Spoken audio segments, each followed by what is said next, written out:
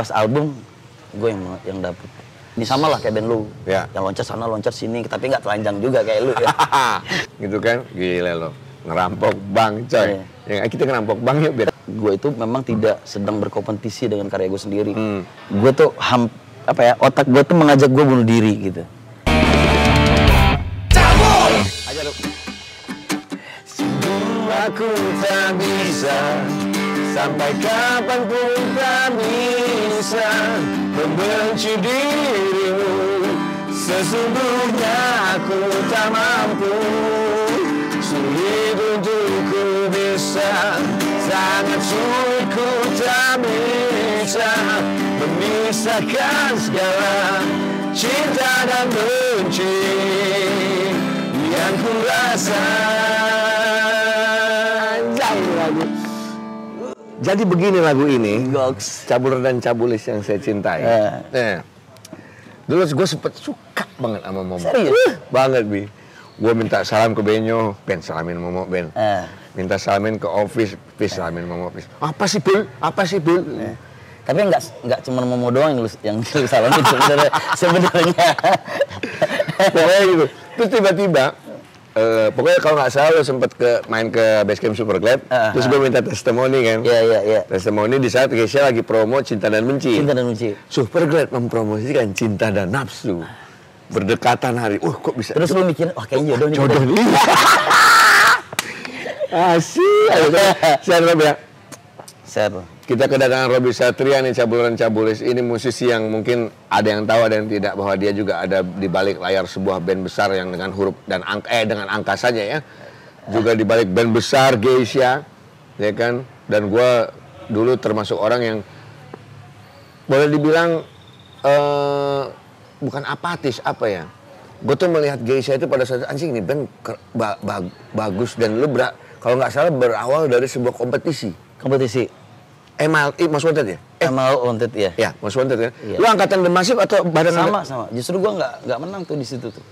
Gua nggak juara 2, nggak juara 3, nggak favorit juga. Tapi setelah berlangsungnya event itu, kita di pihak manajemen Musika waktu itu ditandingin lagi tuh, tapi album. Anjir. Bukan satu lagu lagi nih. Pas album gue yang dapet.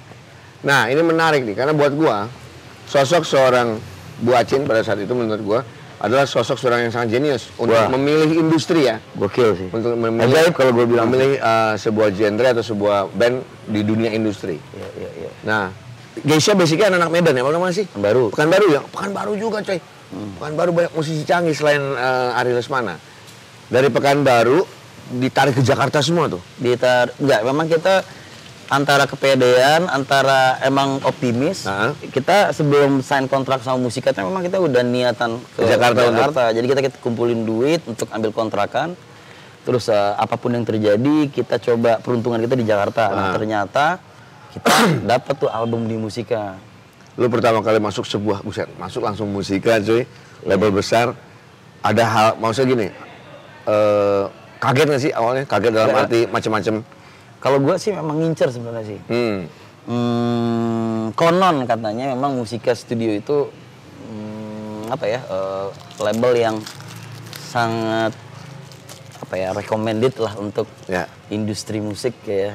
Pada zaman itu tuh kita masih umur berapa ya, 22, 23 tahun lah, dimana memang kita benar-benar kita ngeliat track recordnya aja sih. Pas kita tahu Musika itu memang gudangnya legend-legend kan. Semua di sana ada Om Iwan, ada Krisya dan sebagainya, di Kardila dan lain sebagainya. Dan waktu dulu gue selalu kalau beli kaset atau apa gitu pasti ada logo Musika. Jadi kayak wah kayaknya gue harus masuk sini nih. Bahkan di kredit title suka ada tulisan engineer master by Hoklai. Bener. Hoklai. Iya benar. Nah, tapi pas ketika Geisha di sign oleh Musika, ada nggak hal terkaget yang bikin lo harus, gue harus gini nih. Walaupun lo sudah niat ya, tapi kan dalam arti walaupun lo niat, apakah lo sudah tahu seluk-beluk industri, lo harus siap dengan media dan segala macam di awal?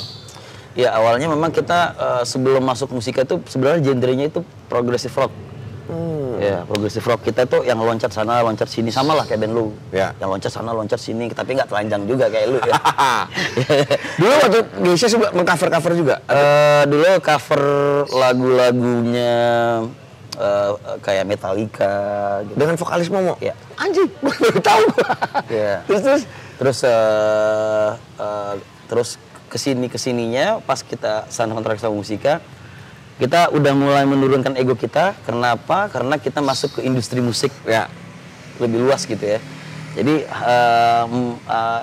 yang kita berikan konsep formulanya kita rubah sedemikian hingga agar bisa diterima sama masyarakat Indonesia. Jadi akhirnya kita coba cari formulanya tuh. Ini kita cari formula yang seperti apa nih agar bisa diterima sama musik industri gitu ya, musik industri Indonesia pada umumnya gitu. Akhirnya kita coba mengambil genre pop yang dimana memang vokalnya Momo itu memang karakternya kuat banget. Sampai sekarang bahkan memang vokalis favorit gua gitu ya. Untuk band nggak kita ragukan lagi, Momo punya karakter vokal yang kuat banget dan menurut gua cocok banget nih sama formula yang baru. Jadi kenapa enggak gitu loh. Nah malahan juga waktu itu sudah ada band rock kan, udah ada Coklat yang duluan, ada Utopia juga gitu kan. Vokalis cewek ya? Iya, jadi gue pikir apa nih irisannya, gue harus cari yang mana nih biar kita punya market sendiri gitu. Kita nggak tabrakan ke sini, nggak tabrakan ke sana. Akhirnya gue coba sederhananya waktu itu memang waktu itu ya, gue mikir ya nggak ada band seperti Ungu atau seperti Samson atau seperti Naf dulu zaman dulu ya, yang vokalisnya cewek. Akhirnya gue bikinlah formula itu. Kenapa enggak sederhana aja nih band Ungu bervokalis cewek kira-kira jadi kayak gini nih, atau mungkin Samson vokalis cewek kira-kira kayak gini nih gitu. Nah waktu di Pekanbaru itu pada ketemu di mana sih? Apa tongkrongan studio atau sekampus kan? Satu sekolah awalnya, beda kelas, terus satu studio juga. Kebetulan drummer kita itu memang punya studio latihan, jadi kita memang menggunakan fasilitas studio itu untuk semua kegiatan-kegiatan kita. Mantap, ini Pekanbaru canggih-canggih loh, Pen. Band gua aja Kausa rilisnya sama label Pekanbaru, Eyewitness Record. Bang Tepeng, si Andi ya Tepeng, ya kan, si Ikan Bakar. Iya, Apong, ya. Terus banyak sih. Banyak banget, makanya banyak banget musisi-musisi canggih nih ternyata di kota yang panasnya nauzubillah min dzalik tuh, asli panas banget cuy. Pekanbaru kayak digoreng ya. Kayak digoreng. Panas, bawahnya minyak. Pantesan ikannya aja pada angus tuh, ikan salai itu angus semua tuh. Iya, kan? Nah, Geisha merilis single terbaru nih pada Cabulisnya 12 Februari lalu, ya kan, 2 hari sebelum Valentine, berjudul Rencana Hebat. Featuring dengan Dul Jailani. Oke nih. Ini Dul kemarin seru juga nih. Ya nggak Dul? Karena gue pernah main bareng Dul tuh dulu di zaman Backdoor, bandnya dia. Dirilis oleh Musika Studio. Yang bikin lagu siapa nih? Gua. Lu. Terus kenapa memilih Dul? Karena boleh dibilang, Robby boleh dibilang adalah dalam tanda kutip otaknya dari Geisha nih sebenarnya. Jadi sebenarnya kita mau mencari siapa ya kira-kira yang kita pilih untuk kolaborasi karena wah ini kayaknya kolaborasi seru nih gitu. Betul. Terus banyak pertimbangan kita nih, kenapa ini, kenapa itu, kenapa ini, kenapa itu, dan menurut kita Dul itu selain dia memang kebetulan umurnya sama dengan Regina, terus ada rencana-rencana hebat mereka yang sempat tertunda karena pandemi ini. Terus gue pikir, dan secara lirik, secara judul itu kan nggak cewek banget, nggak cowok banget, tapi universal. Gitu. Jadi menurut gue, nih kenapa enggak gitu. Nah ini dia punya video klip nih para cabulur ya. No terus kiramos kirago ilegal la puta. Nah itu Tokyo. Siapa lo Tokyo atau siapa? Gua Tokyo gue. Tokyo. Gue Prof. Oh Prof, ayo otaknya emang otaknya langsung. Tapi nah ini nih yang disutradarin Upi video klipnya, Upi Guava. Nuansanya seperti Money Heist atau memang dipakai untuk serial Money Heist? Jadi sebenarnya untuk proses kreatifnya klip ini memang kita itu awalnya udah sempet sounding nih, gimana kalau klipnya konsepnya kayak gini. Ternyata Mas Upi itu punya pandangan sendiri tentang apa itu rencana hebat. Dia udah bikin banyak klip lah ya, jadi dia mungkin punya pandangan sendiri. Menurut gue sih rencana hebat tuh yang kayak gini. Nah ternyata dia mengambil konsep itu karena menurut dia Geisha belum pernah mengeluarkan klip itu yang konsepnya itu drama action gitu. Nah akhirnya kita serahkan aja sama Mas Upi yang udah berpengalaman. Jadi sebenarnya untuk konsep keseluruhan itu Mas Upi yang udah siapin. Keren loh, rencana hebat diambil dalam sebuah video klip dengan konsep Money Heist. Memang rencana hebat, profnya gitu kan, gila loh, ngerampok bank coy. Ya, kita ngerampok bank yuk biar. Tapi memang menurut gue sih itu klip yang menurut gue pribadi ya tapi ya, yang paling keren di antara video klip gue yang udah pernah ada. Karena mungkin itu karena dibikin kayak movie gitu kali ya, jadi kayaknya bagus banget ya. Lu ketemu Regina, ketemu langsung terus lu tawarin apa ada seleksi gitu sih? Seleksinya tertutup sih sebenarnya. Gue ada beberapa kandidat, terus gue melihat Regina itu memang dia multi talent juga dan ada opportunity yang bisa kita ambil dari situ gitu loh. Selain dia memang juga aktif di media sosial, aktif di konten-konten pribadinya dia, menurut kita secara personal branding kita nggak perlu repot-repot lagi untuk nge-building personal brandingnya dia, dan dia memang rajin banget bikin konten. Selain dia memang, nah kalau Momo memang basicnya itu memang thank you, punk dia, musik punk ya. Tapi Regina ini akhirnya kita pilih karena dia memang punya sebenarnya basic musiknya itu jazz sebenarnya. Nah kita penasaran kalau ada unsur itu di dalam Geisha. Mungkin bisa dikatakan mungkin chordnya bisa lebih lebar segala macam, dan itu juga alasan kenapa kita akhirnya milih Regina gitu. Berarti emang gue jodoh mama kali dulu ya, padahal demennya pang juga loh. Iya emang dia mau Regina, kamu sudah dipersunting. Tapi gini nih, apa ya? Gue tadi mungkin banyak orang yang pernah berpikiran sama, gue juga berpikiran seperti ini, pesimis gue awalnya. Waduh, Momo cabut dari Geisha kayaknya, waduh berat nih untuk menggantikan seorang Momo. Tapi ternyata pas masuk Regina dan gue dengerin lagunya, anjing, ini mah bisa terjadi seperti Ari Lasso digantikan Once, jadi sebenarnya nggak ada sesuatu yang luar biasa, ya kan? Dan menariknya, yaitu dia bilang tadi dari genre yang berbeda, jazz masuk ke genre pop, pop rock, ya kan? Dan gue bilang anjing jadi satu warna yang baru nih, pinter juga ternyata. Jadi yang menentukan Regina aja dari pihak Geisha atau ada label yang label pastinya berturut inilah andil juga ya, andil penting lah dalam pemutusan kenapa Regina gitu. Tapi atas kesepakatan kita bersama pastinya gitu loh. Menurut gua secara secara garis besar bahwa gue itu memang tidak sedang berkompetisi dengan karya gue sendiri. Artinya memang masa lalu dengan Geisha yang versi generasi pertama itu juga bagian dari proses karyanya Geisha. Jadi kita nggak akan mungkin melupakan histori ini. Tapi tongkat estafet itu akhirnya dipindahkan ke Regina karena memang Momonya sendiri memang sudah di luar kota tinggalnya, lalu sudah concern jadi seorang ibu, dan kita tetap support lah. Lu ini Bi, dengan tapi banyak orang yang justru kompor-kompor.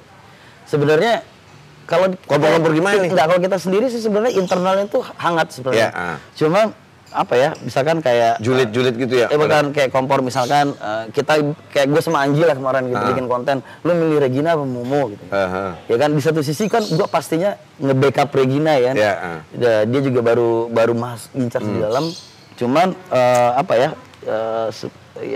mungkin karena orang, jadi sebenarnya konfliknya itu dari eksternal kita. Kalau kita sih sejauh ini asik-asik aja sih, karena memang kita berteman udah dari SMA, terus nggak ada triki-trikinya ya. Setiap orang punya mimpinya masing-masing lah untuk masa depan ya.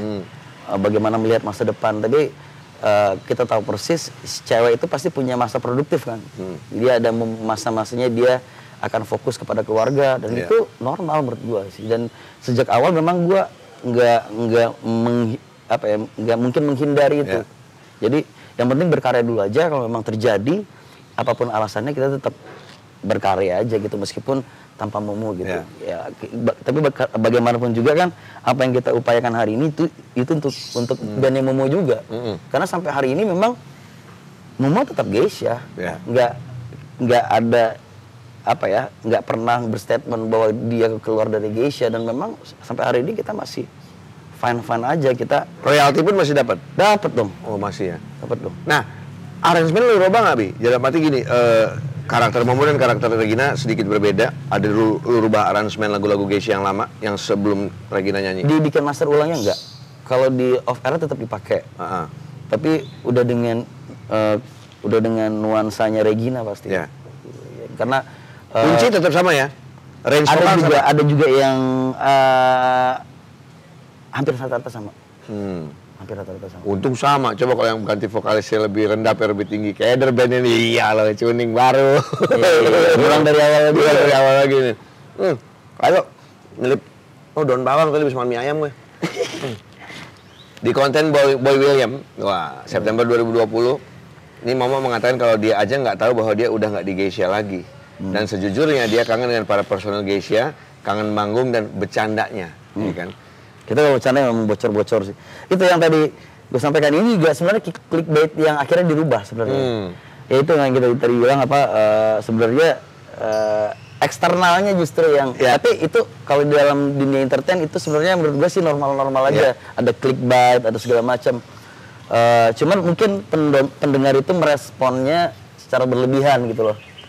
Secara berlebihan, padahal itu hanya clickbait gitu ya. Jadi ya menurut gua sih no hard feeling aja sih. Juga kita aja kadang baru ini dikit. Tapi selamat datang di dunia entertain gitu loh. Memang begitulah. Tapi kayak lu bilang tadi Momo adalah Geisha, berarti ada kemungkinan juga Momo bisa balik ke Geisha. Kalau misalkan judulnya reuni atau misalnya kita bakal rame-rame ngeband, ya kenapa tidak gitu? Karena kenapa kacang? Why not? Bener why not? Lu kontrak berapa lama sih, Bi, sama Musika? 2 album option. Dari tahun? Dari tahun 10 tahun yang lalu. Wah, 2009 2010 ya? Ya. Jadi 2 album option. Album pertama keluar, album kedua keluar, dibandingin kalau misalkan kita bisa mencapai target di atas 25%, nilai kontraknya berubah lagi. Tuh, itulah keunggulan dari sebuah major label, ada plus minusnya. Dan salah satunya yang memang kalau lu laku, lu jalan dan lu tetap bisa eksis dengan ada di naungan sebuah label besar tuh nikmat banget main. Kalau bisa berdirilah sendiri. Iya, tapi kalau memang kalau misalkan rasanya kayaknya gua belum mungkin nih untuk sekarang berdiri sendiri, kenapa tidak untuk berbagi share dengan sebuah perusahaan besar yang memang sudah apalagi Musika Studio udah 50 tahun, punya banyak pengalaman. Di dalamnya juga isinya juga dari orang-orang indie semua sebenarnya. Sebenarnya iya, mulai dari Om Iwan, lirik-liriknya semuanya gimana. Yang sekarang pun CS GO, Benny Barata, Marcus Adolphus, isinya jadi orang. Muter-muter sana lagi. Muter sini. Manajer-manajer gua habis sama Musika udah semua. Nah, karena biasa ngurusin orang gila ya. Makanya cocok gitu di sana. Ini nggak sedikit band indie pengen masuk labelnya kan, gue bilang kan, banyak band indie pengen masuk label, dan sebaliknya juga band major label pengen pindah menjadi band indie. Banyak yang keluar juga dari naungan major label. Nah, kalau tanggapan lu tentang ini gimana, Bi? Kayak tadi lu bilang kan, kalau misalkan lu merasa mampu sendiri, kenapa enggak? Harus justru, harus berdiri sendiri dong. Kalau gue sih melihatnya gini, ada banyak orang yang salah arti tentang independen ini, apalagi sekarang ya. Radio juga masukin indie chart lagi. Padahal sebenarnya indie ini bukan genre gitu loh. Inilah sebuah pergerakan gitu loh. Jadi ya seperti yang bilang tadi, kalau misalkan lu pengen sebenarnya nggak banyak band di label yang pengen indie. Nah, indie ini dalam artian apa nih? Lu pengen berkaryanya bebas atau lu pengen berdiri sendiri, bikin manajemen sendiri?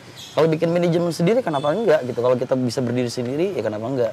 Cuman di luar sana banyak juga band yang dalam tanda kutip mungkin dia musiknya idealis yang pengen masuk ke label. Dan kalau misalkan kita belum sanggup untuk mendirikan sebuah perusahaan sendiri untuk manajemen kita, kenapa enggak? Kita harus buka diri semua kesempatan untuk bisa berkarya. Ada plus minus nggak di label? Maksudnya di major? Plus minus ada lah ya. Plusnya udah pasti kita tahu lah. Lu bikin video klip udah pasti keren-keren cuy. Karena lu nggak pentingin budget, dalam arti kita sendiri kalau mau bikin video klip budget terbatas. Nah kalau di label memang disesuaikan dengan budget yang sudah ada. Banyak lah plus minusnya. Dari lingkungannya aja udah lingkarannya udah beda nih. Minusnya apa minusnya kira-kira? 1, 2 ya masih tahu. Minusnya dari mana nih? Dari sebuah dinaungi oleh sebuah major label.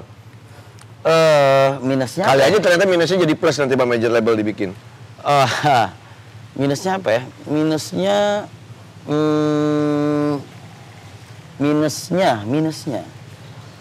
Apa banyak peraturan yang gosip-gosipnya orang-orang klisenya ya.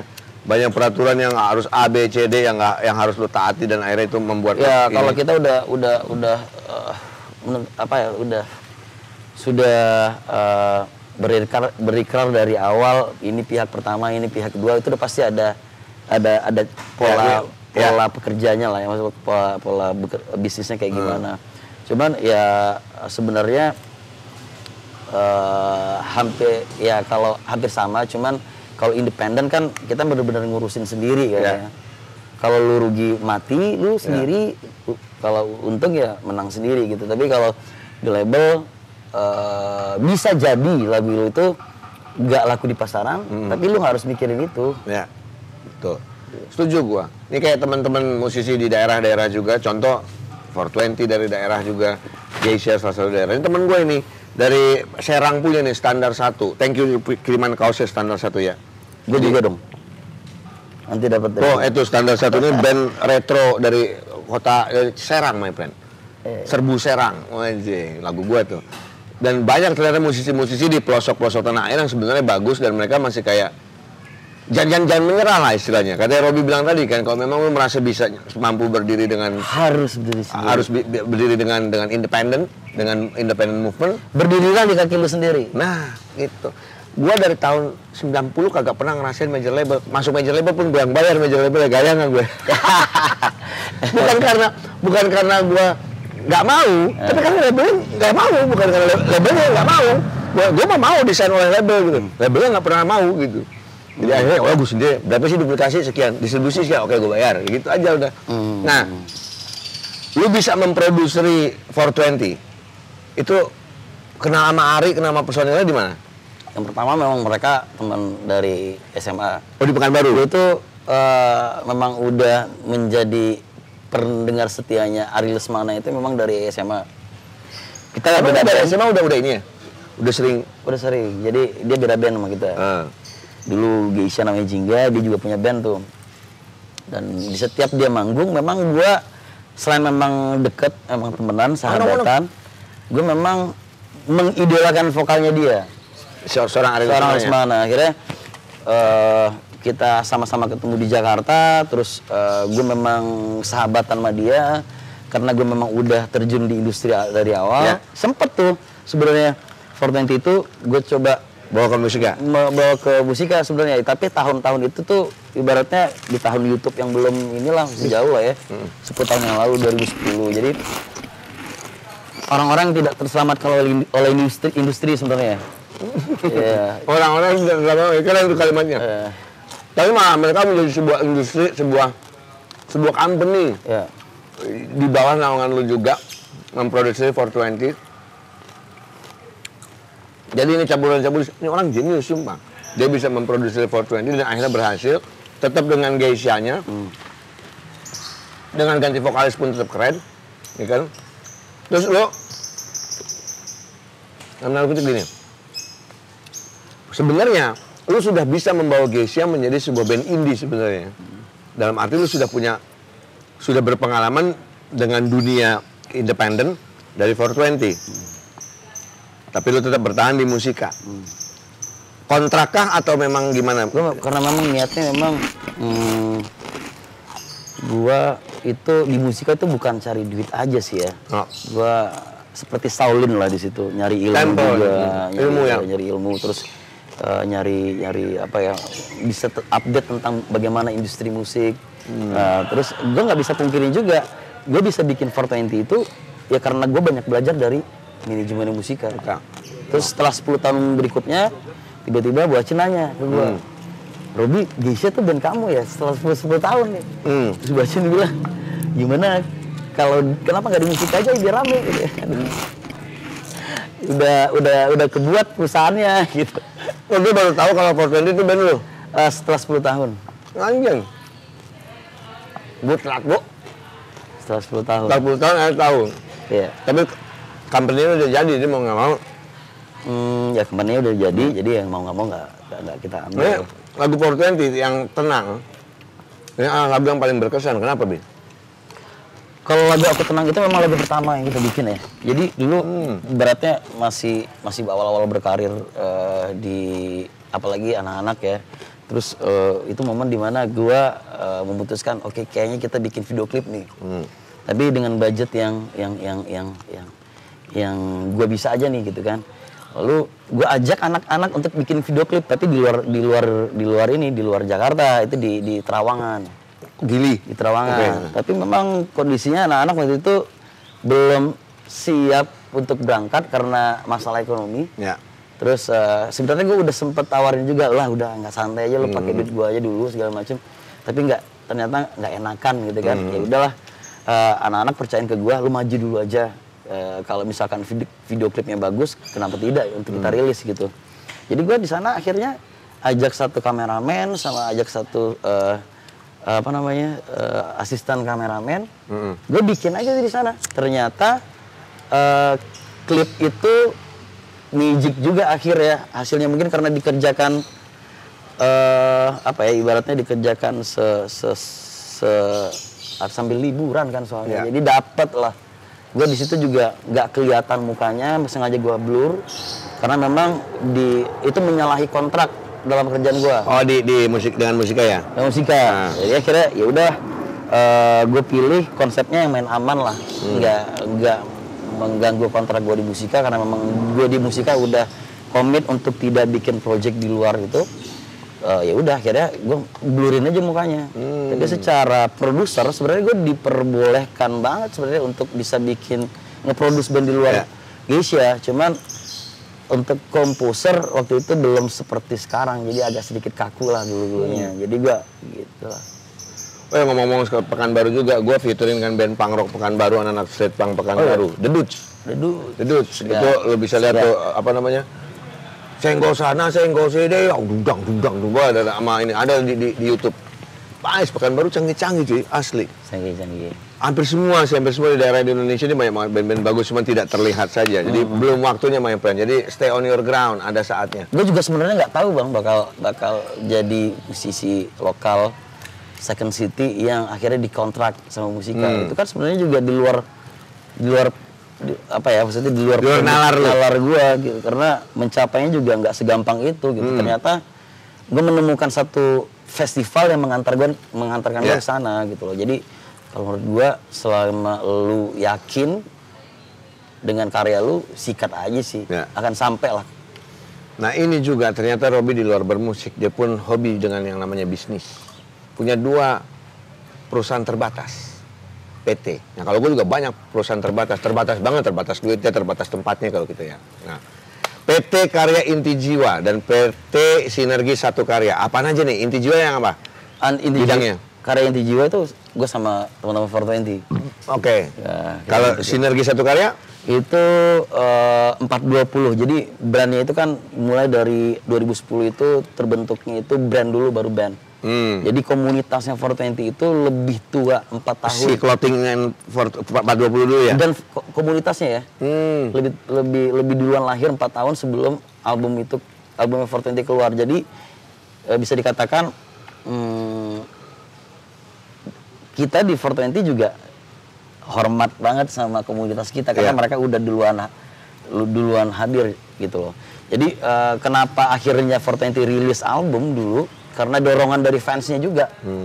Udah, jadi kita memang dulu tuh suka pelit dengerin ke orang-orang karena waktu itu mindset kita ini kita nikmatin dulu aja lah gitu loh. Dari BBM ke BBM tuh kan, ternyata udah keburu tersebar tuh ke seluruh Indonesia. Akhirnya kita didorong atau dipaksa sama komunitas kita untuk udahlah rilis aja gitu. Kapan lagi nih momennya nih, karena memang udah terlanjur bocor juga lagunya di mana-mana. Akhirnya kita rilis di 2014. Si N420 akhirnya besar sampai saat ini main friend Edan. Itu gue pernah cerita waktu ngobrol sama Ari Lesmana dan Nui. Gue nemenin anaknya bokin gue berdiri sejam nonton 420. Nonton Iron Maiden gue duduk kadang-kadang ke belakang pegel pinggang gue. 420 gue berdiri nemenin daripada senggol-senggol laki-laki tar. Segan? Iya enggak. Tapi kalau lu jadi seorang produser, ada nggak yang lu pengen produser nih? Atau terdekat ini sebenarnya lu akan merilis musisi lain lagi? Gue baru aja, ini sebelum gue datang ke sini, gue baru aja sign kontrak band gue yang baru. Yang mana lagi? Playernya 3 orang, band asal Pekanbaru juga sebenarnya, tapi stay di Bandung. Genrenya dream pop gitu. Gue akhirnya. Lu memproduksi mereka? Gue memproduksi dan player di sana. Cuma memang sama kayak 420 gue nggak ke depan. Ya. Gue menjaga output performance mereka seperti biasa. Dan gue di situ produser. Udah boleh disebut nama bandnya? Cesaria. Cesaria. Ya baru aja sign kontrak. Masuk ke label isi PT tadi? Enggak, masuk ke Musika Studio. Oh, masuk ke Musika Studio? Musika Studio. Wanjray. Untuk yang kedua kalinya gue sign sama Musika Studio. Mantap. Terima kasih. Ya ada yang keren juga ini band Pekanbaru. Air Hostess for Vacation. Old school tuh. Coki, apa kabar Coki. Di Coki di mana? Di mana? Di Jakarta katanya. Lagi ada di Pekanbaru. Kemarin dia sempat recording di Bandung. Sekarang udah pada balik lagi ke Pekanbaru. Gue sempat bantuin kayak bikin nyanyi gitu aja di video klip yang dan keren ya. Wah, itu sebelum garage rock membooming, Pekanbaru punya salah satu garage rock terbaik tuh, Air Hostess for Vacation, namanya juga keren lagi. Goks. Asli. Dramanya dia juga. Main drum sambil nyanyi Coki itu, sakit jiwa juga. Mukanya kayak Barry Septic. Asli sumpah. Nah, dalam hal menulis lirik, lu tuh buat gue bikin lirik kena ke kayak orang-orang nih, anjing lah gue banget sih kayak gitu. Lu tuh butuh mood atau cuman gue nulis aja, atau lu nunggu mood dulu, lu tunggu situasi dulu, lu lihat apa gitu untuk nulis kayak gitu? Yang pasti gue tidak memulainya dari lirik atau tidak memulainya dari notasi duluan. Tapi dari temanya duluan. Oke, sama mang gue lu tema dulu. Ya, jadi menurut gue sebuah karya itu lahir, dia harus punya alasan untuk lahir. Jadi temanya dulu yang gue siapin. Tema kayak Rencana Hebat ini temanya dulu nih gue siapin gitu kan. Gue siapin dulu temanya, lalu gue baru bikin karyanya. Jadi kalau misalkan gue belum menemukan tema yang pas atau tema yang pantas untuk dilahirkan, gue nggak akan bikin lagu tuh. Jadi kayak gue bikin lagu-laguan gue nggak kayak gitu. Kalau memang ada deadline-nya, gue harus akan pilih tema yang baik untuk lagu itu, gue baru sikat tuh. Nah, kalau dalam penulisan biasanya gue tulis tuh anggaplah di kertas gitu ya, atau sekarang di notes gitu ya. Gue bikin temanya lumayan panjang, ya. Gue breakdown semuanya, mulai dari case-nya apa, segala macam, solusinya apa, bla. Gue coba tuliskan ke lagu, gue tumpahin ke lagu dan liriknya. Kalau misalnya gue mentok, gue balik lagi ke tulisan gue. Oke. Jadi biasanya orang ngayal-ngayal kemana-mana, terus akhirnya udah males duluan, sambung besok aja lah. Kalau gue justru temanya gue udah siapin duluan. Jadi di saat gue mentok, gue balik lagi ke tulisan gue sendiri. Gitu. Lu ada nggak panggung terburuk Geisha? Setelah Geisha besar, lu menemukan panggung terburuk, entah soundnya itu jelek, entah tiba-tiba kenapa? Manggung mati lampu pernah. Baru berapa lagu terus mati lampu? Mati lampu, beneran mati lampu. Berhenti total? Berhenti total. Terus sempat hidup, mati lagi. Ya udah, setelah 2 kali mati, kita minta maaf untuk tidak bisa melanjutkan konser itu karena takut alat-alatnya rusak juga, Pak. Ya betul. Kan? Takutnya nanti malah urusannya dan lain-lain kan. Karena kalau udah alat rusak tuh pusing kan gitu pasti. Kalau gue panggung terburuk gue adalah Superglad pernah main di sebuah fashion show Harley Davidson, keren kan? Fashion show anak kecil. Lo bayangin nonton gue emak bawa gendong anak di depannya, dudak Harley Davidson tapi fashion show-nya anak kecil. Tapi gue pernah punya pengalaman yang lebih buruk daripada itu. Gue lagi ngelit di depan, tiba-tiba pemadam kebakaran untuk nyemprot penonton ngarahin ke gua, lanjut zar katanya, kena tuh basah semua sampai gitar-gitar basah. Untungnya nggak rusak. Di situ gua komplain kan, aduh kenapa jadi gua yang disemprot. Tapi dia udah minta maaf ya udah gimana. Tapi itu pengalaman yang menurut gua nggak akan bisa gua lupain lah, karena gua yang manggung, gua yang disemprot tuh gimana gitu kan. Kalau panggungnya yang disemprot gitu, itu kejadian sih, dan basah semua panggungnya. Wanjrit. Tuh pangrok tuh friend. Itu yang namanya suka duka manggung yang banyak sih. Musisi-musisi banyak banget. Gue pernah mental 3 meter manggung bareng Niji gue di Klaten. Sok-sokan gue, hujan gede main. Teriak di atas bawah, Superglad tidak takut hujan, main. Baru megang mic, pum. Terbang. Setrum. pingsan udah kru ngomong, bos ngapain bos kemana? Hah, gimana nih? Mati lampu semua cuy, lu bayangin berapa untung agak mati gua tuh mental dari mulai pegang ini sampai ke belakang jauh. Udah dibawa ke UGD, sampai UGD. Kenapa kesetrum gini-gini? Udah dok, gampang kasih saya dumolit aja dah biar tenang katanya. Udah, biar aman jadi pada saat itu. Langsung keluar resep itu. Kesetrum. Menang banyak. Nah, lu sebagai seorang public figure, kenapa lu private lu punya Instagram? Nah itu sebenarnya pernah ditanya juga tuh sama label gue tuh, kenapa harus di private? Nah kebetulan nih gue nih, lu sama Jason Ranti dia di private JJ juga. Gue tuh sebenarnya personal orangnya itu sebenarnya nggak suka diperhatiin sebenarnya. Risih gue kalau diperhatiin orang gitu. Ya nggak tahu ya, mungkin apalagi zaman sekarang itu orang ada aja gitu yang salah. Jadi gue kayak kebetulan memang gue orangnya sebenarnya nggak suka diperhatiin, tapi gue berkarya. Gue pengen orang merhatiin karya gue aja gitu loh. Makanya gue private dan menurut gue udah punya sahabat-sahabat terbaik di hidup gue gitu kan. Orang semakin lama kan circle-nya semakin mengecil tuh. Dan sejauh ini gue masih private karena gue lebih nyaman sih. Beda-beda orang ya. Kalau gue lebih nyaman di private, kalau memang lu pengen kenalan silakan di follow dan biasanya gue akan terima pasti semuanya. Ntar gue follow ya. Pasti. LAKI LUKS Instagram baru. Semuanya pasti gue terima. By the way, tolong di follow. Ini posisi Instagram saya masih baru. Tolong diperbanyak lah dia punya follower supaya gue bisa swipe up lagi. Ya, serius ganti? Dibajak tukang kebab. Orang Turki. tukang kebab tiba-tiba gue nggak bisa buka, ke-hack, terus gue dapet DM kalau misalkan dia minta tebusan lah kayak gitu. Terus akhirnya daripada gue tebus, udahlah gue bikin baru. Sekarang jadi dagang mebel. Jualan mebel karena Instagram yang baru ya kan. Nah, jadi tolong di-follow di sini. Buluk mebel. Enggak, orang Turki. Bar sebenarnya ketekatin. Udah diganti nih. Jadi LAKI_LUKS, tolong di-follow my friend. Gue jamin dapat pahala. Ya enggak? Pahai Bang Lala, pahala.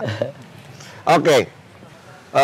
Tapi lebaran balik kampung? Enggak. Keluarga masih di Pekanbaru atau ada di udah ada yang di Jakarta semua? Yang tahun kemarin itu untuk pertama kalinya gue nggak bisa pulang ke kampung kan.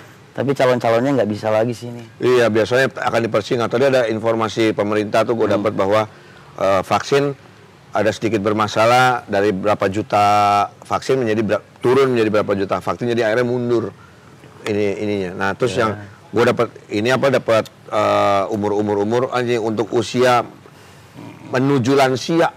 Usia gue menuju lansia 45 hingga 55 termasuk menuju lansia. Tega banget menuju lansia gua. Harus pakai anti aging dulu. Makanya guys, biar nggak toku-toku banget ya. Tapi ya mudah-mudahan lah nggak disusahin kita lebaran dan pulang kampung cuy, ya kan? Nggak harus swab antigen 3 hari sekali kayak kayaknya ada yang kurang gitu. Tapi beruntung lah gue punya kampung.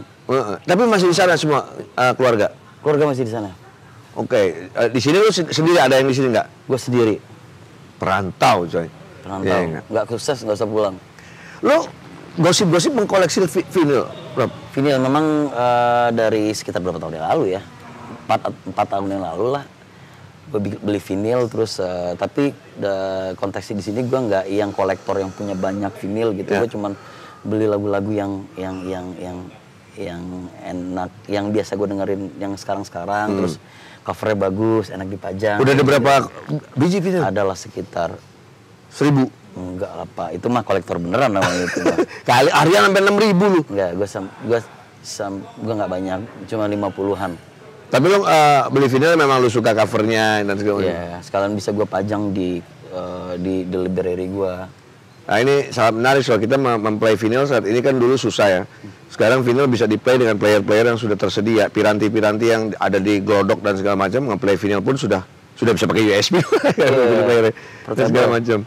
Nah, fisik itu penting sih kalau menurut gua. Kalau menurut lu masih penting juga fisiknya. Penting banget lah. Walaupun sekarang era digital merajalela ini. Iya, menurut gua sih sangat penting ya. Identitas bandnya itu atau identitas kita sebagai seorang musisi itu bisa terlihat dari artworknya, album fisiknya seperti apa. Dan gue paling suka tuh kalau lihat fisik adalah budaya ini budaya yang sudah punah sebenarnya, sedikit punah. Budaya untuk membaca sebuah credit title yang berada di fisik. Di situ banyak sekali orang-orang di belakang layar yang berjasa kepada band idola lu, friend. Gue yakin Geisha pun akan ada thanks, Robbie thanks to, Geisha thanks to, ya. Engineer by, direkam di mana, di mastering di mana, itu semua orang-orang berjasa dengan lahirnya si album itu. Betul. Nah, kalau kita beli digital nggak ada. Budaya itu harus lu lestarikan para cabuler dan cabulis ya. Gitu keren. Bahkan Pekanbaru juga punya Perisik, pelestari rilisan fisik. Pekanbaru juga yang punya. Dan buat gua, lu membaca teman kita Andi Twins ya kan di Blok M. Mereka pun melestarikan kaset-kaset lama dan segala macam. Jadi buat gua penting tuh, gue paling seneng dulu kalau beli CD band baru gue buka, gue bisa tahu band yang berikutnya pada saat itu. Gara-gara ngebaca Sepultura, Would Like to Thanks to, Testament, Morbid Angel, Power Mad. Gue carilah Morbid Angel dan Power Mad yang gue nggak tahu. Akhirnya pas ketemu, oh ini dia ternyata. Jadi ternyata dari situ pun kita bisa tahu siapa Marsha Zazula, Bob Rock. Pada saat itu kan, para produser-produser hebat. Oh ternyata mereka lah produser-produsernya. Dan menurut gua gue bisa tahu Hawkeye gara-gara ngerilisan musiknya semua tuh. Value-nya lebih besar menurut gua ya. Kalau punya album fisik itu kita bisa pajang di rumah juga gitu. Let's say lu beli ya kan, lu baca credit title dan isinya, habis itu lu taruh di rumah untuk koleksi. Sisanya lu play dari handphone apa segala macam ya nggak apa-apa. Gitu. Tapi setidaknya lu punya fisiknya, bukti bahwa lu bener-bener gue ngefans sama band ini. Gue mulai dari kaset nyimpan, CD nyimpan. Sama, walaupun gue sekarang ngeplay kadang-kadang sih ya handphone. Tapi pasti, di rumah gue punya, gue simpan. Kalau syukur-syukur gue ketemu personilnya, gue minta tanda tangan untuk kenang-kenangan. Banyak banget gue, sampai band temen pun gue minta tanda tangan. Geisha aja gue punya, yang Cinta dan Benci. Dulu seluruh personil gue minta nitip sama office. Bilang anak-anak Geisha aja tolong tanda tangan. Buat dikoleksi ya. Keren. Nah, ini tanpa disengaja lu dan teman-teman di Geisha mendapatkan mimpi yang sama, konser. Iya, itu nggak sengaja ketahuannya kemarin pas lagi interview, terus ditanyain gitu, lu kangen nggak manggung? Wah kangen banget lah. Sampai ke bawah mimpi kata teman gua nih, kata basis gua. Hah? Terus gua langsung gini, serius lu mimpi? Soalnya gue mimpi juga nih. Terus ternyata per yang lain ya, Regina dan Ramadan, dia juga mimpi konser. Mimpinya beda-beda. Ada yang mimpi sama Geisha, yang Nard yang agak absurd dia. Gue pernah dikasih clothing yang Nard, bukanya Linkin Park. Kan mimpi beneran ya. Dan Chesternya udah di alam lagi kan. Ya udah di situ ketahuan ya, buset kita sekangen ini ya memanggung. Karena yang kita rindukan itu sebenarnya energi balik dari penontonnya. Ya. Gitu betul. Loh. Jadi itu sih yang kita kangenin sih. Nard masih punya clothingan apa namanya? Sweet Sunday. Sweet Sunday masih ada? Masih ada. Gue dulu Jaklot dikasih tuh Nard tuh. Jaklot, benar. Mantep. Nah, lu pernah nggak sih panggung pertama lu atau kapan lu merasa grogi berat? Dalam arti gue kalau gue sampai sekarang tiap manggung muntah-muntah. Ya. Justru kalau gue nyari groginya supaya lebih dapat ya. Enggak, kalau menurut gue grogi itu sehat menurut gue. Justru yang di saat gue sekarang lagi banyak manggung di virtual atau apa ya online gitu ya. Nggak ada groginya? Itu yang nggak ada. Justru itu yang ditunggu-tunggu. Betul. Pas kita lagi ditunggu sama pendengar-pendengar kita atau fans-fans kita di depan panggung gitu ya, di belakang panggung. Geisha, nunggu itu tuh, nunggu groginya. Dan menurut gua grogi itu sehat sih. Jadi dan menurut gua manggung itu nunggu groginya justru. Gua mah tiap manggung gua. Tapi kalau udah jreng, udah hilang. Asam lambung naik, stres ya kan, mikirin ampli gua nyala bener apa kagak, monitor gua ini apa kagak, bolak-balik usaha udah aman belum? Kudu gua cuman gitu doang, udah wak. Pernah manggung bareng Gigi Arman sampai makanya jangan banyakan minum lo. Gua kagak mabok ini, sadar ini asam lambung. Asam lambung gitu. Nah, jadi bener, setuju juga grogi itu sehat. Dan itu yang tunggu-tunggu. Betul. Ketika kita manggung kita nunggu groginya. Enggak. Lo kalau manggung di virtual pasti nggak grogi. Boro-boro. Lagu pertama baru kelar jebret cut. Anjing, manggung ada cutnya. Baru sekarang nih. Iya lo. Jadi gitu. Jadi di saat kita ketemu sama penonton kita, nah di situ tuh kita tunggu-tunggu tuh. Wah. Seru. Lu sebenarnya referensi musik dengan apa sih, Bi? Gue suka sama seluruh musik. Gue nggak. Yang memperkenalkan lu bokap atau kakak atau siapa? sebenarnya bokap. Tapi bokap itu memang dengerinnya kayak Pance Ponda. Terus Brudi Ramantika gitu kan. Gue sempat tuh nanya, "Pak, kenapa nggak dengerin lagu luar sih gitu, atau Beatles kayak atau apa, atau minimal Iwan Fals lah ini." Terus bokap gue bilang gini, "Kalau gue nggak dengerin ini, lu nggak bisa bikin lagu kayak gini sekarang." Ya bener juga dalam hati gue, ya udahlah. Bokap pula yang ngomong kan, ya udahlah. Lo band rock pertama yang lu suka? Tiba-tiba lu pertama kali dengerin distorsi, Glenn gitu. Gua suka Slipknot. Awal pertama kali? Ya. Dengerin band metal pertama? Ya. Slipknot ya? Slipknot gue suka banget, karena gue Maggots. Anjir, oke. Terus Stone Sour. Dede juga? Ya, Dede juga. Terus si siapa ya vokalisnya? Corey Taylor juga kan? Terus di zaman-zaman itu ada Linkin. Lumayan tuh, udah fresh di telinga gue. Wah, kayaknya seru nih. Mungkin di zaman itu lagi hype juga kan? Ya. Terus Red Hot gue suka. Ya kalau sekarang tuh ada Holocene, Bon Iver. Bon Iver. Ya gitu gue suka sih. Wah, canggih juga, ternyata dia penggemar ikan asin, my friend.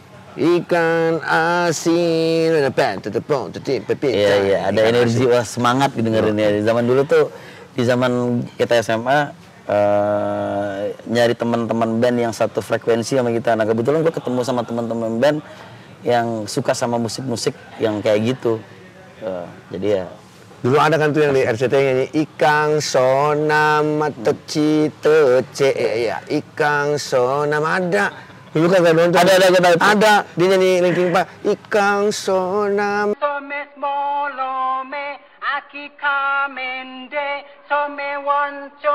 Wah, jadi Kang Sonam katanya. Ada ritual nggak, Bi, sebelum manggung? Kalau gitu, ada ritual apa gitu? Apa ya, ritualnya paling seperti biasa kita berdoa, Allahumma sholli ala sayyidina Muhammad wa ala sayyidina Muhammad, standar sih. Terus kita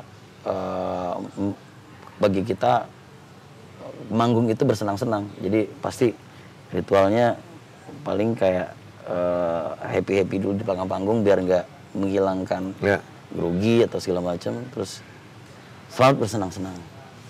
Jadi untuk ritual khususnya sendiri sih, kalau kita yang penting istirahatnya cukup aja itu. Ada riders yang ajaib nggak lo minta? Nggak ada sih. Kalau di Geisha nggak ada riders yang aneh-aneh sih.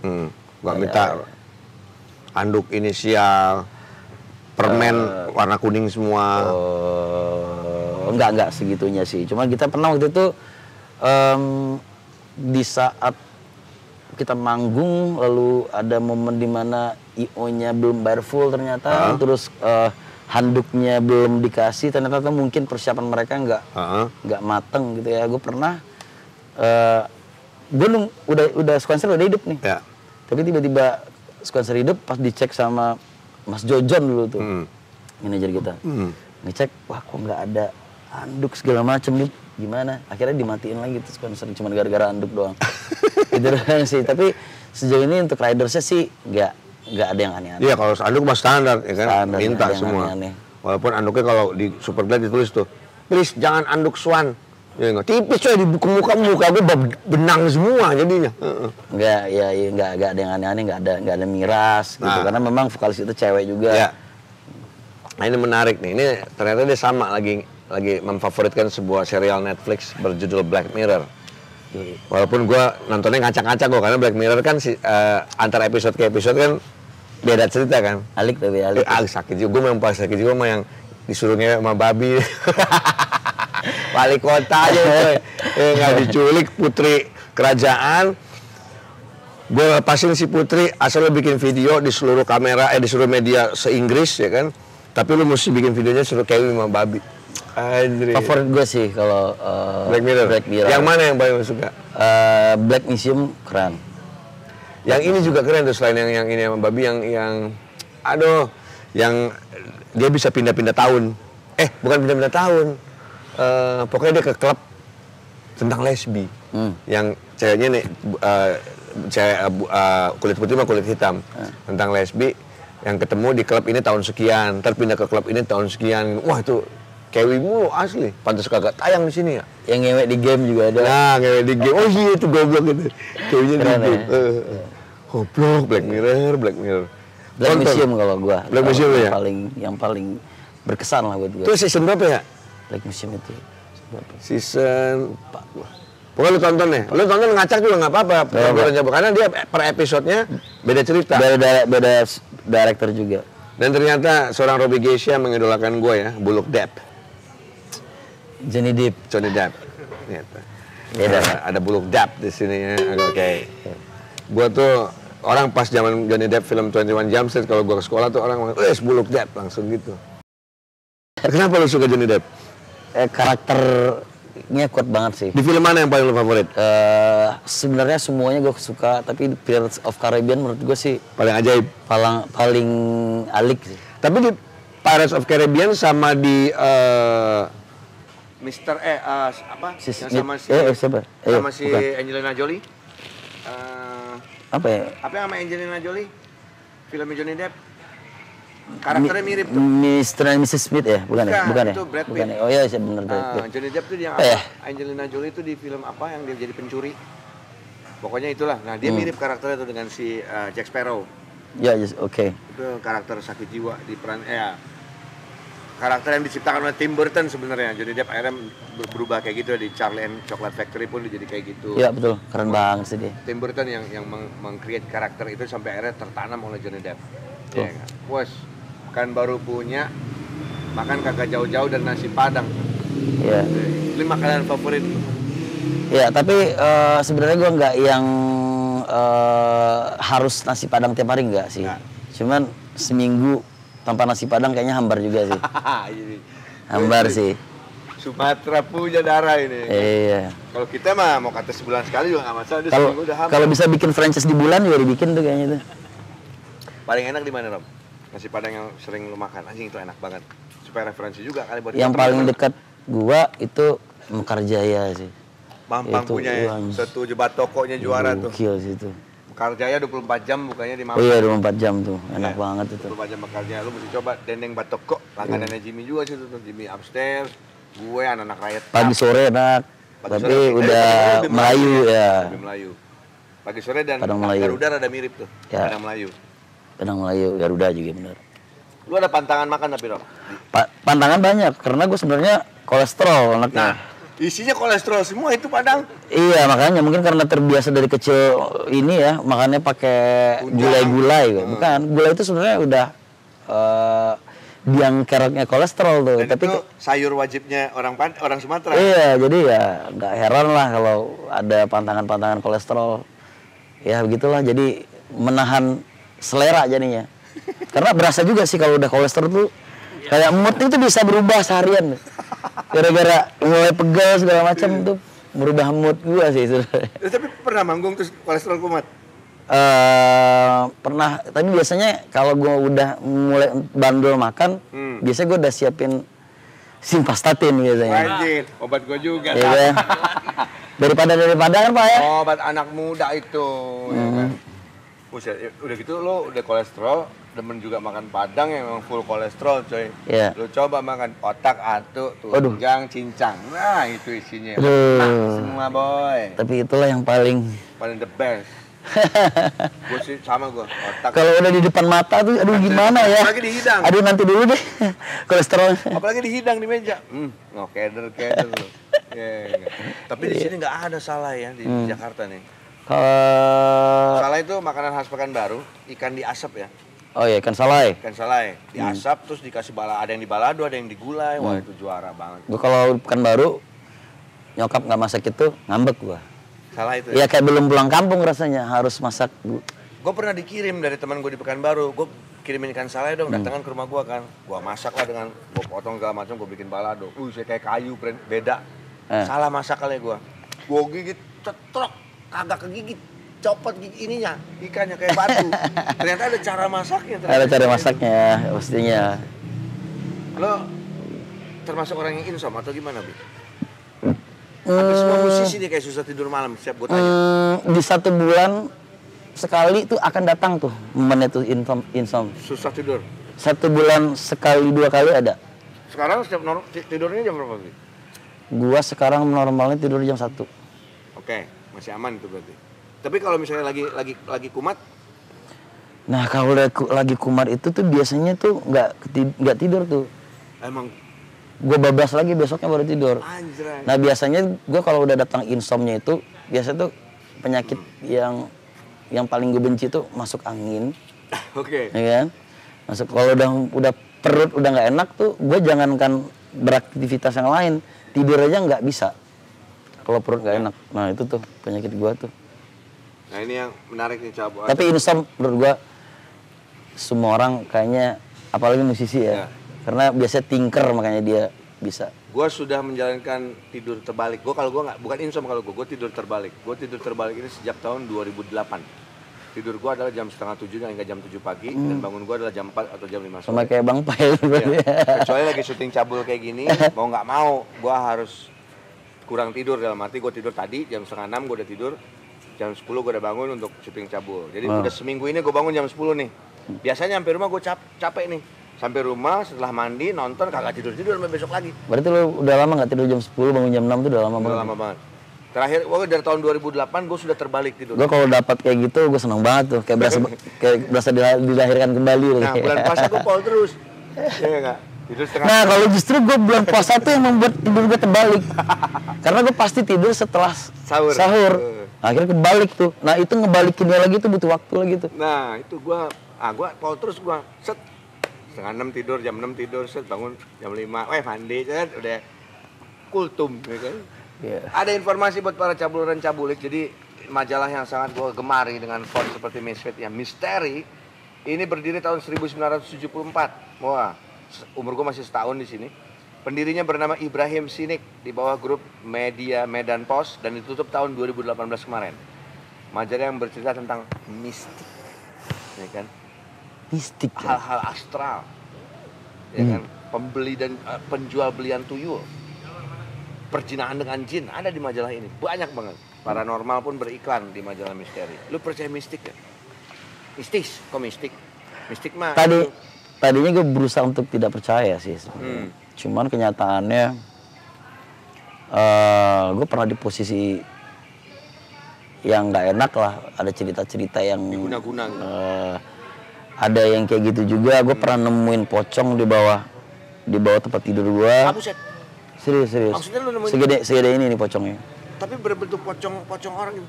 Iya, segini. Jadi cerita awalnya tuh dari awalnya gue ngegame di kamar segala macem, terus tiba-tiba ada kayak pohon bunga pohon komboja gitu. Yeah. Terus gue namanya orang bodo amat, nggak kepikiran sampai kesana-sana lah. Adik gue nanya, ini kok ada bunga kamboja di sini nih? Gue bilang, paling pohonnya ada di belakang atau enggak di depan. Itu gue masih ngekos tuh. Terus adik gue nggak percaya, nggak pernah gue nggak ngeliat ada bunga kamboja di sini nih gitu kan. Gue bakar aja lah, gue namanya ya memang nggak mau percaya awalnya, jadi gue bodo amat aja gitu kan. Akhirnya adik gue lah punya inisiatif, dimasukin ke dalam tisu, dibakar segala macam. Di situ selesai tuh ceritanya. Terus tiba-tiba besokan harinya, adik gue tidur, saudara gue tidur di situ, terus adik gue pulang ketok pintu. Ini posisinya biasa aja sebenarnya, nggak ada kejadian apa-apa, habis main game tidur saudara gue, terus adik gue ngetok pintu, tok.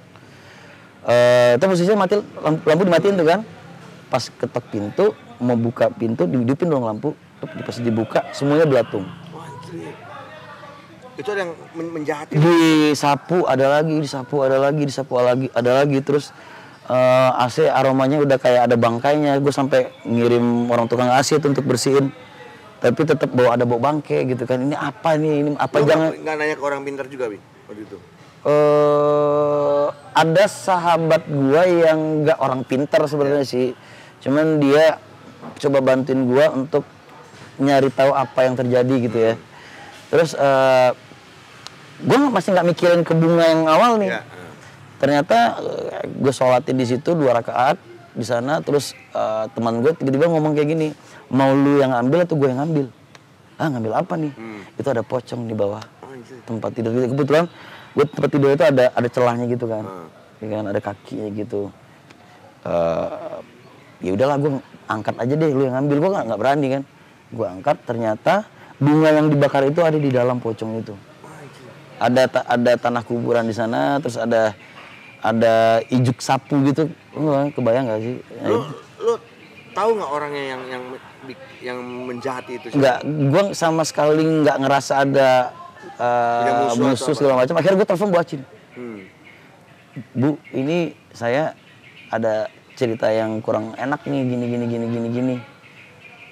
Gue langsung ini aja, to the point aja Bu Acin. Ini kira-kira siapa ya? Karena gue baru aja sign kontrak tuh. Bukan, baru aja lagu Jika Cinta Dia lagi naik tuh. Karena gue nggak rasa punya musuh waktu itu. Gue juga baru pindah kan ya. Oh ini siapa yang ngerjain gue gitu. Ya akhirnya sampai sekarang nggak ketahuan siapa yang ini. Tapi ya bersyukurnya barangnya dapat. Pocongnya itu dapat dari tempat tidur. Sejak itu gue nggak pernah lagi tuh mau kasur yang ada celah bawahnya. Jadi gue pasti buka rodanya. Tapi masih beruntung pocongnya, coba pas dia buka kasur jebret pocongnya seorang. Aduh, jangan seorang juga. Itu gimana? Langsung kabur pasti. Langsung kabur. Tapi ada tempat favorit lo nggak, Rob, untuk menulis atau lo nikmatin musik deh? Pantai lah ya. Pantai ya. Kalau di rumah di mana yang lo paling ada ruangan khusus musik yang lo main? Gue punya library gitulah. Gue kadang suka mencari vinyl di situ, baca buku. Ya di ruang tengah ada library gitu. Itu kalau gue dengerin musik, waduh sekarang susah my friend. Muter yang kencang dikit, nyonya. 420 aja sih. Baru ya, gak ada nothing else tuh. Yang skinhead crow, berisik. Jadinya sembilu. Yang dulu. Jadi itu lagi. Apalagi Ai punya kesayangan tuh anaknya nyonya ya kan. Kamu lu dengerin ini deh, set Pamungkas, dengerin ini deh, set Sal Priadi. Oke. Amin paling serius. Iya.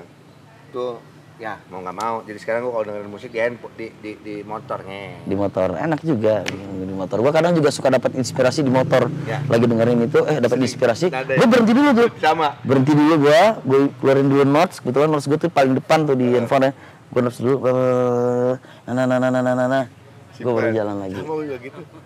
Pasti tuh. Enak udah ada handphone sekarang. Kalau dulu keder kita. Parah. Mohon maaf kalau terpotong dia punya cerita.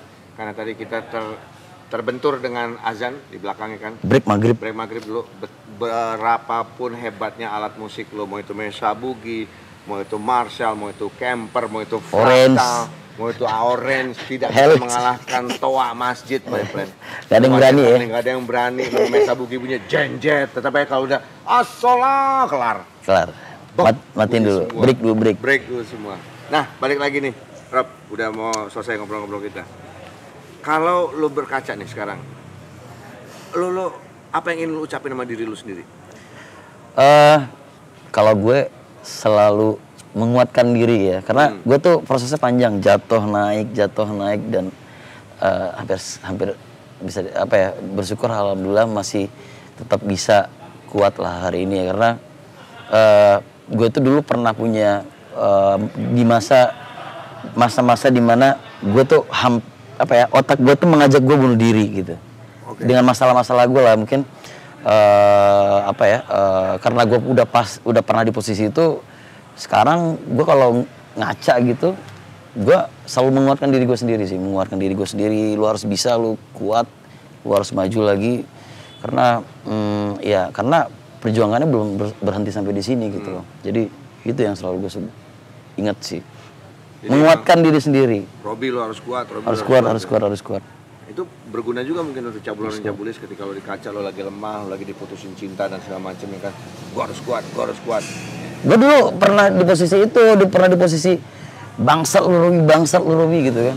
Di kaca gitu. Kadang nge-gym atau apa, gue ngeliat kaca gitu, bangsat lu Robi. Tapi gue belajar untuk memaafkan diri gue sendiri karena bagaimanapun juga gue harus terus belajar jadi orang yang lebih baik. Ya sekarang kuat Robi gitu.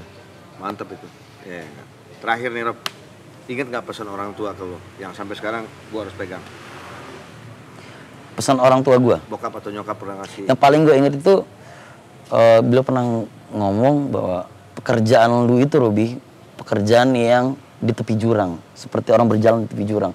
Kalau lu nggak pintar-pintar, lu akan jatuh ke jurang, gitu loh.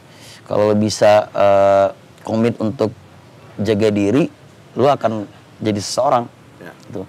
Dan itu yang gue pegang sampai sekarang. Bokap atau nyokap yang bilang itu? Yang ngomong itu nyokap dan kakek gue. Oke. Sebelum dia, karena gue sempat di masa gue harus memilih kuliah atau ngeband. Terus kakek gue bilang dong ke kakek gue ada tawaran kontrak kerjasama nih sama salah satu label di Jakarta. Kira-kira gue ambil apa enggak nih? Gitu kan minta restu kan. Terus kakek gue bilang, kalau lu nggak ambil sekarang, jangan berharap kesempatan ini datang lagi. Akhirnya gue disupport sama kakek gue, ya udah gue akhirnya berangkat ke Jakarta sama anak-anak buat mencoba peruntungan. Dan berhasil. Berhasil itu relatif ya menurut gue ya. Kalau gue tuh mindsetnya berkarya terus aja. Kita nggak pernah tahu di lagu keberapa rezeki itu datang ke kita. Yang penting gue berkarya. Tuh, makanya untuk seluruh teman-teman musisi, para seniman, tetap berkarya, my friend. Kita nggak tahu di karya kita yang keberapa, tiba-tiba kita mendapatkan imbas yang berubah dunia kita. Mantap, sukses Robi. Thank you selalu. Thank you. Nah ini respect. Persembahan terakhir dari gua sama Robi. Tadi sempat ngulik-ngulik, ini ada tembang indah dari Anda Perdana yang best friend gua. 48 hari, 48 malam. Gua tidur berdua sama dia sehotel. Ya nggak? Waktu tur ADC, lagu ini ketika dinyanyiin semua cewek-cewek tentang seseorang.